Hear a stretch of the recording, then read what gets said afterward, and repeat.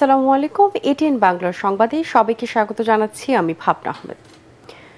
বনানীতে ছোট ভাই আরাফাত রহমান কোকো ও শ্বশুর মাহবুব আলী খানের কবর জিয়ারত করেছেন বিএনপির ভারপ্রাপ্ত চেয়ারম্যান তারেক রহমান। দুপুর 1:50 বনানীতে সামরিক কবরস্থানে পৌঁছান তিনি। প্রথমে ছোট ভাই কোকোর কবরের সামনে দাঁড়িয়ে ফাতিহা পাঠ ও দোয়া করেন তারেক রহমান।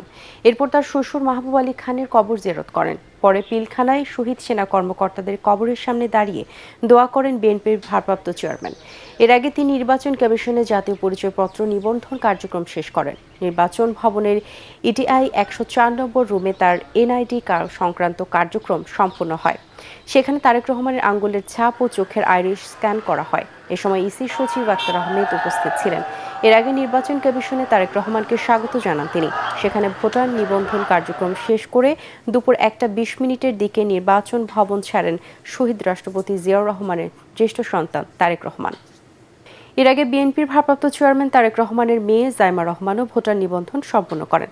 দুপুর 12:30টার দিকে জাইমাকে নিয়ে আগারগাঁওয়ে নির্বাচন কমিশন কার্যালয়ে যান তার মা ডক্টর জুবাইদা রহমান।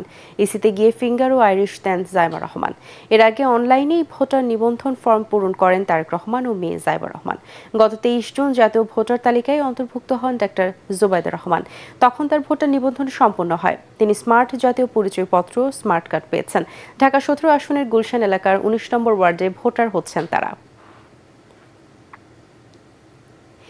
এর আগে সকালে ইনকিলাব মঞ্চের মুখপাত্র শহীদ ওসমান হাদি ও জাতীয় কবি কাজী নজরুল ইসলামের কবর জিয়ারত করেন তারেক রহমান। স্বদেশ প্রত্যাবর্তনের তৃতীয় দিনে ঢাকা বিশ্ববিদ্যালয়ের কেন্দ্রীয় মসজিদের পাশে ওসমান হাদির কবরে শ্রদ্ধা জানাতে আসেন তিনি। নেতাকর্মী আর উৎসুক জনতার ভিড় অতিক্রম করে গুলশানের বাসা থেকে সকাল 11:20 ঢাকা বিশ্ববিদ্যালয়ে হাদির সমাধিতে পৌঁছান বিএনপির ভারপ্রাপ্ত চেয়ারম্যান।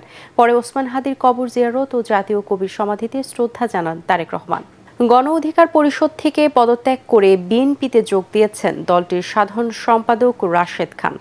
বিএনপি চেয়ারপারসনের গুলশান কার্যালয়ে দলের মহাসচিব মির্জা ফখরুল ইসলাম আলমগীর ও স্থায়ী কমিটির সদস্য সালাউদ্দিন আহমেদের হাতে ফুল দিয়ে তিনি বিএনপিতে যোগ দেন। এ সময় মির্জা ফখরুল জানান, রাশেদ খান ঝিনাইদহ 4 আসন থেকে বিএনপির মনোনয়নে ধানের শীষ প্রতীক নিয়ে নির্বাচন করবেন। রাশেদ খান বলেন, তারেক রহমানের নেতৃত্বে নতুন বাংলাদেশ গড়ে তোলার অগ্রযাত্রায় সামিল হতেই তার বিএনপিতে যোগ দেওয়া। সালাউদ্দিন আহমেদ বলেন, মেধা প্রযুক্তি নির্ভর বাংলাদেশ বিনির্মাণে রাশেদ খানের মতো তরুণদের ব্যাপক সমর্থন নিয়ে দেশকে গড়ে তুলতে চান তারেক রহমান। নতুন বাংলাদেশ গঠনে তার নেতৃত্ব দেশ এবং জনগণের জন্য অত্যন্ত প্রয়োজন। আমি বিশ্বাস করি সংস্কার, বিচার এবং সুষ্ঠু নির্বাচনের ক্ষেত্রে জনাব তারেক রহমান গুরুত্বপূর্ণ ভূমিকা রাখবেন। আগামীর বাংলাদেশ হবে মেধাভিত্তিক, জ্ঞান নির্ভর, প্রযুক্তি নির্ভর বাংলাদেশ। আমরা যাতে এই তারুণ্যের ভাবনাকে ধারণ করতে পারি এবং মেধা ও প্রযুক্তি নির্ভর, জ্ঞান নির্ভর বাংলাদেশ করতে পারি, সেই লক্ষ্যেই আমরা রাশেদ খানকে আমরা স্বাগতম জানাচ্ছি। শহীদ ওসমান হাদি হত্যার বিচার ও প্রধান আসামি ফয়সাল করিমকে অবিলম্বে গ্রেপ্তারের দাবিতে আবারও শাহবাগ মোড় অবরোধ করেছে ছাত্র জনতা। দ্রুত বিচার নিশ্চিতে সারা দেশের জনতাকে শহীদ হাদি চত্বরে উপস্থিত হওয়ার আহ্বান জানানো হয়।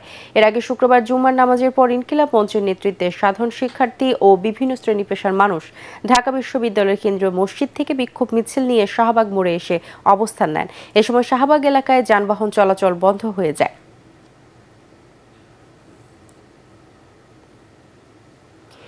বিপিএল ক্রিকেট উৎসবের মাঝেই শোকের কালো ছায়া।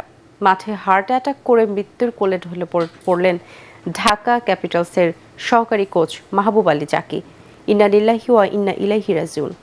রাজশাহী ওয়ারিয়র্সের বিপক্ষে ম্যাচ দিয়ে আজ আসর শুরু করেছে ঢাকা ক্যাপিটালস। ম্যাচ শুরুর আগ মুহূর্তে ক্রিকেটারদের নিয়ে গা গরম করছিলেন ঢাকা ক্যাপিটালসের সহকারী কোচ মাহবুব আলী জাকি।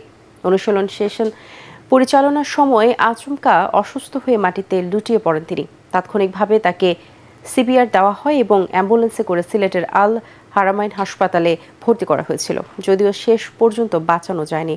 হাসপাতাল নেওয়ার পথে মৃত্যু হয়েছে দেশ বরেণ্য এই কোচের।